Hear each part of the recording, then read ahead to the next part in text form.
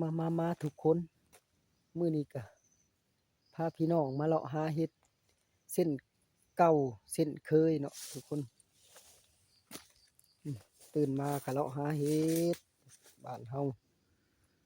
ไปเบิ่งเห็ดนำเพิ่นเก็บเห็ดอยู่ผู้เดียวเพิ่นน่ะเพิ่นหาเลาะเก็บเห็ดผู้เดียวเพิ่นไปได้บ่ใส่เห็ดหยังโอ้ได้เลยเห็ดนะกำลังมาเหาะเนาะทุกคนกำลังมาเหาะแล้วก็มาเลาะหาเบิ่งเห็ดเพิ่นหาเก็บเห็ดไปทางไหนลงไปไปทางที่จะไปทางทางเก่าบ่ไปเลาะไปอีกทุกคน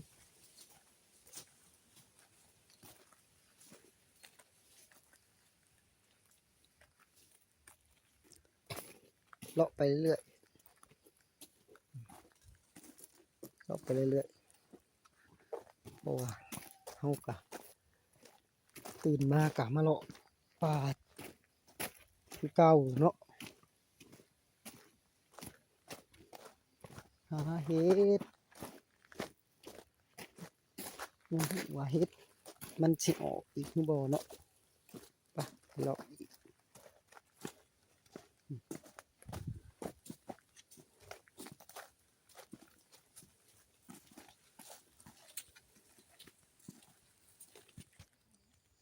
เพิ่นได้เห็ดนาแลอีกเลยทุกคน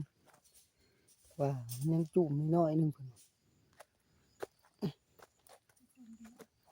นี่จุ่มเดียวบ่เห็ดนาแลยังจุ่มน้อยอยู่ทุกคน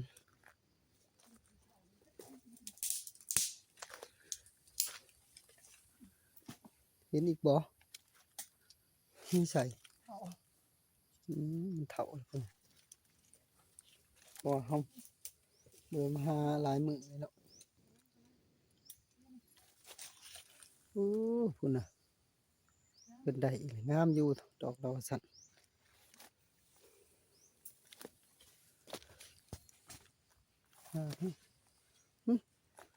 เบิ่งคือทรงเห็ดเนาะทุกคนนี่เบิ่งนำกันเนาะโอ้ปาดโถยเฮ้ยเป็นจุ่ม3 ดอกบักงามๆนึงมาเด้อเก็บเห็ดนำกันเด้อทุกคนตื่นมาเฮาเลาะแต่เช้าเนาะเพราะว่าเฮาออกมาแล้วคือเก่าแต่ละมื้อหาเห็ดนาแลนาอ่อน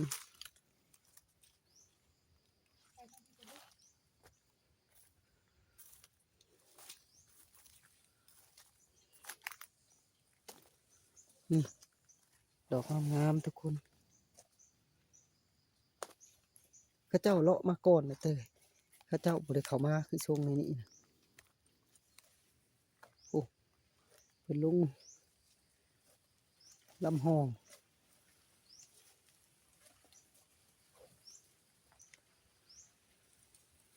มันกะยังออกอยู่เนาะเห็ดนี่ดอกงามทุกคนมาลุ้นมาชมน้ำกันเนาะว่าสิได้หลายหรือบ่ได้หลายมื้อนี้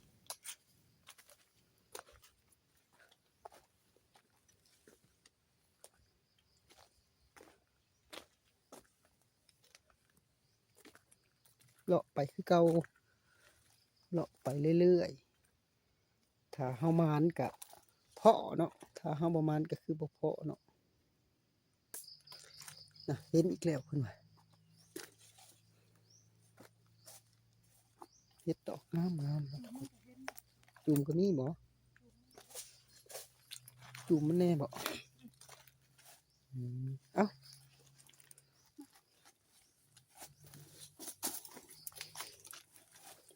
กำลังงามทุกคนนี่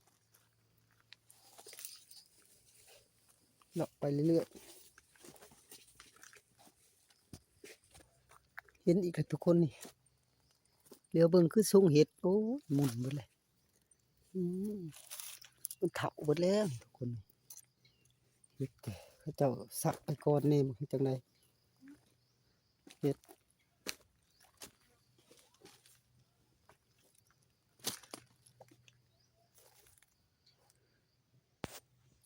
ไม่ใส่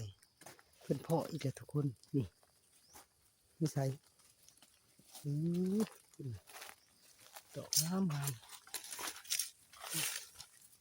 เฮ็ดนั่นแหละนะอ่อนเนาะงามทุกคน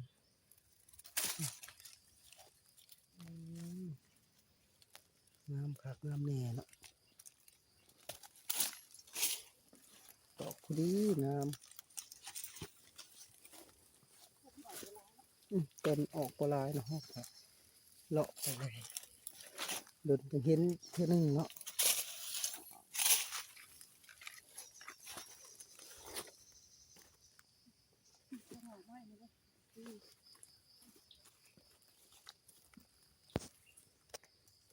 นี่เห็นอีกแล้วทุกคน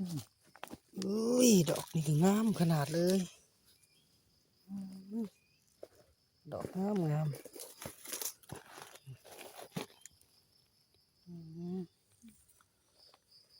งามคักหลายเนาะทุกคนเขาเจ้ากระซะเขาเจ้ากระหางยานบอกนี่เขาเจ้ากระหาคือกันแต่เขาเจ้าก็บางดอกกระบุเห็นดอกเนาะเพราะว่ามันเห็ดอยู่โคกอยู่ป่าเฮากะหายากแน่มันออกไปแล้วเพื่อเขาสิเลาะทั่วป่ามันป่าใหญ่เนาะทุกคนโอ้โคกป่าว่ามันน้อยๆได้ใหญ่จักสิหาเลาะทางไหนจังสิทั่วเนาะทุกคนเพิ่นเห็นเห็ดอีกแล้วทุกคนมาเบิ่งน้ำกันใช่ดอกนี่เห็ดเห็ดอีกแล้วครับแต่เห็ดหนาแหละหนาอ่อนดอกงามนะทุกคนเนาะใช่อีกดอกหนึ่งผู้เบิ่งมาลุ้นน้ำกันเป็นเห็ดอย่างนี้คือดอกใหญ่แค่เห็ดหนาแหละหนาอ่อนเก้านะทุกคนนี่พอแต่เห็ดหมดถุงมันดอกใหญ่ทุกคนเลยยังงามไปเนาะ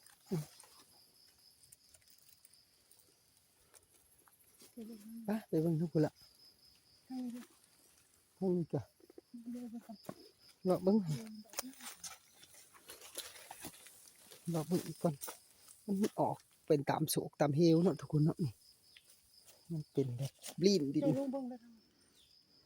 โอ้เนี่ยคอยกับบริเวณเจ้าขึ้นน้องพี่เด้อคอยจะต้องไป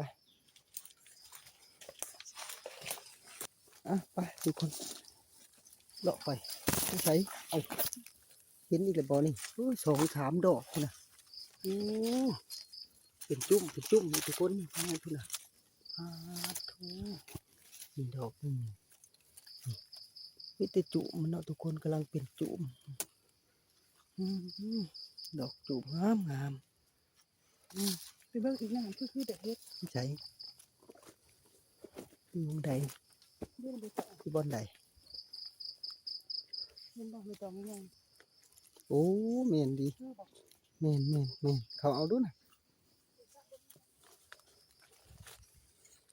เมนลีเฮ็